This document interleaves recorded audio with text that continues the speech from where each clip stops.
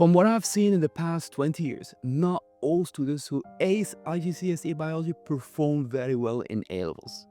There are 5 major differences between those two levels. This video would helpfully save you weeks of confusion.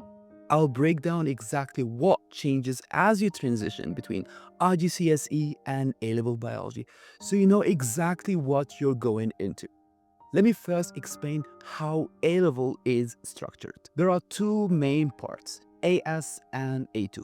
Many universities only require AS biology, but if you're going into medicine, A-level biology is required by most universities. Let's start with the comparison. In terms of length, I mean the number of pages, IGCSE biology is slightly longer than both AS and A2 combined. However, A-level biology requires more in-depth learning. Students take a limited number of A-levels because studying for one A-level takes time. In terms of number of exam papers, A-level biology consists of 6 exams divided evenly between AS and A2. Now, the grading system.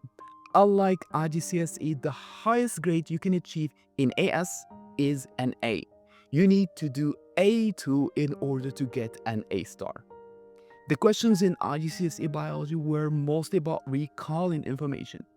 You still have that same type of questions in A-levels, where you define, state, and explain information you have seen before. However, you do have a lot of questions where you have to analyze information that may seem new to you, but it's actually related indirectly to what you have studied. In terms of exam preparation, IGCSE Biology relies on you memorizing the content with repetitive past paper questions.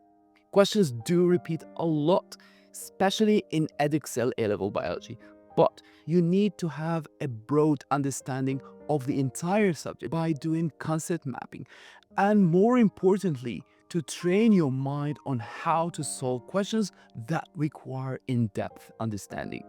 Finally, it would be wise to have an overview of the topics you'll be studying. Let's start with AS biology. You'll be studying about biological molecules like sugar, fats, DNA. You'll also be studying about cells.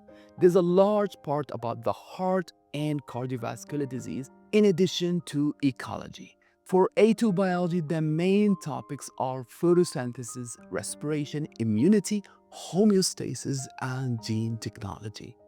That's it for today. I hope that this was helpful. And as always, feel free to ask questions.